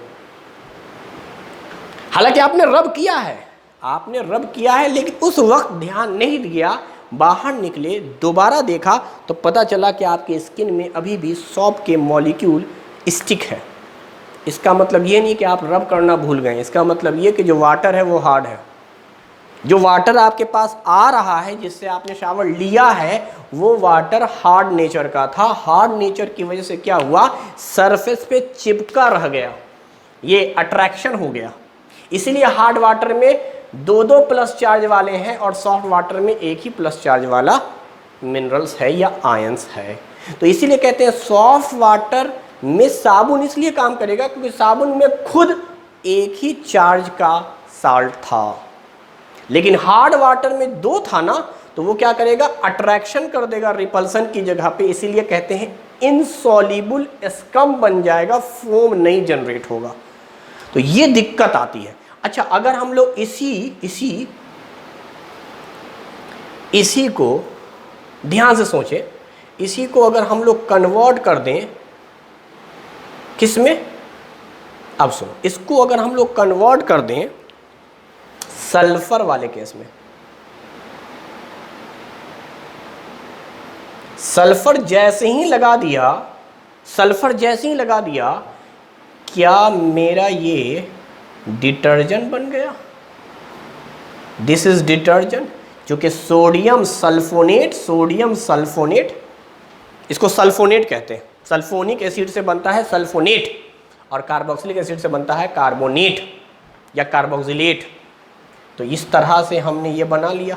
अच्छा, अब मान लो हार्ड वाटर है, यहाँ कैल्शियम पे 2+ चार्ज, कैल्शियम पे 2+ चार्ज। अब सवाल है यहाँ ऐसा क्यों नहीं हुआ कि कैल्शियम आवे और ये दोनों सोडियम को अलग कर दे? तो यहाँ पर एक्चुअली एक एक्स्ट्रा ऑक्सीजन होता है बेटा, ये खेल करता है। करता क्या है, ये वाला ऑक्सीजन ये वाला, चूँकि ऑक्सीजन ज़्यादा इलेक्ट्रॉन निगेटिव है, तो ये ऑक्सीजन खींचता है कैल्शियम को। ये ऑक्सीजन इधर नहीं बता रहा हूँ मैं, इधर बता रहा हूँ, यानी इस कैल्शियम को खींच लेता है ऊपर नीचे के दोनों ऑक्सीजन, और ये खुद को बना लेते हैं सिंगल बॉन्ड। क्योंकि ऑक्सीजन सिंगल बॉन्ड बना सकता है, तो इधर सिंगल बॉन्ड, इधर एक बॉन्ड, फिर ये वाला ऑक्सीजन सिंगल बॉन्ड और ये दूसरा वाला, फिर इधर भी देखिए ऑक्सीजन सिंगल बॉन्ड, ये कैल्शियम, बोलो बना रहा है कि नहीं बना रहा है ये ऑक्सीजन? इस तरह से, इसका मतलब ये कैल्शियम को ट्रैप कर लेता है, ये दोनों मॉलिक्यूल एक दूसरे को रिपेल करेंगे due to this sodium atom. तो इस तरह से हार्ड वाटर में इंटरेक्शन हो जाता है, कैल्शियम यूटिलाइज कर लिया जाता है, और बाद में ये माइसेल्स जब यहाँ आते हैं, बुलबुला ख़त्म होता है, तो वापस कैल्शियम फ्री हो जाता है, ये डस्ट पानी में बह के चले जाते हैं। तो हार्ड वाटर में ये काम कर रहा है। इसका ये मतलब नहीं कि सॉफ्ट में नहीं करेगा, अरे सॉफ्ट में तो करेगा ही करेगा यार, सॉफ्ट में तो कोई झमेला ही नहीं है, क्योंकि कोई कंपटीशन ही नहीं है, सॉफ्ट में भी करेगा ये, सॉफ्ट में भी करेगा ये। तो याद रखो, सल्फोनेट जो फंक्शनल ग्रुप है ना, वो कैल्शियम को ट्रैप कर लेता है, लेकिन कार्बोनेट या कार्बोक्सिलिक एसिड वाले जो थे वो ट्रैप नहीं कर पाते। तो इस वजह से आप ये मान के चलिए कि हार्ड वाटर में साबुन तो काम नहीं करेगा, डिटर्जेंट काम कर लेगा। इसलिए डिटर्जेंट एक अच्छा क्लीनिंग एजेंट माना जाता है, लेकिन दिक्कत उसके साथ ये है कि वो बायोग्रेडेबल नहीं है। यानी ये सब जब जाएंगे ना, सल्फर के मॉलिक्यूल्स जब अंदर नाली में, मैंने बताया कि नदी में, नहर में, कहीं पर भी, तो वो डिज़ोल्व नहीं होते हैं या डिकम्पोज नहीं होते हैं। एक बात और यहीं पे समझते हैं, एक बात और समझते हैं, थोड़ा सा एडवांस लेवल का है, लेकिन आपको मैं बताता हूँ। मान लीजिए मेरे पास साबुन ही था, हमारे पास साबुन ही है, सॉप ही है। अब क्या दिक्कत आ रही है सुनेंगे। ये कार्बन, यहाँ double bond, single bond ONA, carbon double bond Na+, साथ में कैल्शियम, साथ में कैल्शियम आयन। मैं बता रहा हूँ, यहाँ तो कैल्शियम आएगा, आकर डिपॉजिट कर देगा, दोनों सोडियम को ले जाएगा, दोनों ऑक्सीजन से, जो ऑक्सीजन सिंगल बॉन्ड बनाए हुए हैं उसके साथ आके जुड़ जाएगा। बिल्कुल बात सही है। लेकिन मान लेते हैं थोड़ी देर के लिए कि इस वाटर में जितना कैल्शियम है वो अगर सारा यूटिलाइज कर लिया गया, मतलब जितने कैल्शियम थे वो सब, और हमारे पास साबुन ज़रूरत से ज़्यादा इस्तेमाल करना है, बहुत ज़्यादा है, ये यूँ समझिए कि हम नया ख़रीद के लाए हैं और उसको रब किए जा रहे हैं, तो अगर हार्ड वाटर है झाग तो नहीं होगा, लेकिन अगर वो गलना शुरू हो जाए तो आप समझ जाइएगा कि कैल्शियम पूरी तरह से यूटिलाइज हो चुका है, और अब ये वाटर जब कैल्शियम यूटिलाइज कर लेगा तो हार्ड नहीं रहेगा। यानी जब सारे के सारे कैल्शियम यहाँ आ गए तो सोडियम रिलीज हुआ ना, और सोडियम रिलीज वाटर में हुआ तो वो वाटर क्या बन रहा है, सॉफ्ट वाटर बन रहा है। तो एक वक्त के बाद जब सारे कैल्शियम यहाँ पर आ जाएंगे, उसके बाद जब आप रब कीजिएगा तो जहाँ जहाँ पर माइसेल्स थे अब उनका कंपटीशन सोडियम के साथ ही होगा, चूंकि water is converted into soft water, फिर गंदगी साफ हो जाएगी। इसीलिए कहते हैं हार्ड वाटर में ज़रूरत से ज़्यादा सॉल्ट डिज़ोल्व होता है, डिकम्पोज होता है, खर्च होता है, या कह सकते हैं इस्तेमाल करने पे तब साफ़ होता है। यानी ज़्यादा सॉल्ट का इस्तेमाल करना पड़ेगा हार्ड वाटर में। तो कुल मिलाकर ये आपका क्लीनिंग एजेंट है, जिसका पूरा principle, theory, example, structure, reaction, preparation मैंने बता दिया। अगर आप बुक से पढ़ें तो बुक में जाहिर सी बात है इतना डिटेल में तो नहीं दिया है, लेकिन मोटी मोटी बातें जितनी दी हैं उतनी तो आपको जाननी ही है। क्वेश्चंस वहीं से पूछता है, जैसे मेनली इसमें से 3 या 4 टाइप के ही क्वेश्चंस पूछे जाते हैं। पहला क्वेश्चन ये पूछा जाता है कि सॉल्ट का स्ट्रक्चर कैसा है, कौन सा पार्ट हाइड्रोफोबिक है, कौन सा हाइड्रोफिलिक है, अंदर वाला पार्ट हाइड्रोफोबिक, बाहर वाला पार्ट हाइड्रोफिलिक, अंदर वाला टेल लॉन्गेस्ट होगा, पानी से दूर जाएगा, डस्ट में सॉल्युबल होगा, बाहर वाला पार्ट पोलर है, हाइड्रोफिलिक नेचर का है, वाटर सॉल्युबल है। यही सारी बातें, इसी में फंक्शनल ग्रुप होता है, आयनिक इंटरेक्शन होता है, माइसेल्स का फॉर्मेशन, ये सारी चीज़ें पूछी जाती हैं। एक एक एग्जाम्पल पूछ लेता है, पाल्मिटेट दे सकते हैं आप, सोडियम पाल्मिटेट बोल सकते हैं, सोडियम स्ट्रेट बोल सकते हैं, उसके फॉर्मूले, और हार्ड वाटर में फंक्शन नहीं करता है, सॉफ्ट वाटर में फंक्शन करता है, स्कम कब देगा, तो हार्ड वाटर में स्कम देगा। स्कम क्या होता है, माइसेल्स का इंट्रैक्शन हो गया, डिपॉजिट हो गया इनसॉल्युबल सरफेस पर, और सॉल्युबल वाला पार्ट क्या होगा भाई, तो माइसेल्स सॉल्युबल हो गए तो फोम देंगे, है ना, लैथर बनेगा। तो कुल मिलाकर ये बेसिक इन्फॉर्मेशन है आपकी क्लीनिंग एजेंट के बारे में। तो ये लास्ट टॉपिक था carbon and its compound topic का, जो ऑलमोस्ट हमने 13th लेक्चर में, 13वें लेक्चर में कंप्लीट किया है। अब नेक्स्ट क्लास से हम लोग जब बात करेंगे तो किसी दूसरे चैप्टर की हम लोग बात करेंगे। तो इसमें जो भी दिक्कत होगा वो आप पूछ सकते हैं। तो आज के लिए इतना ही। Thank you very much.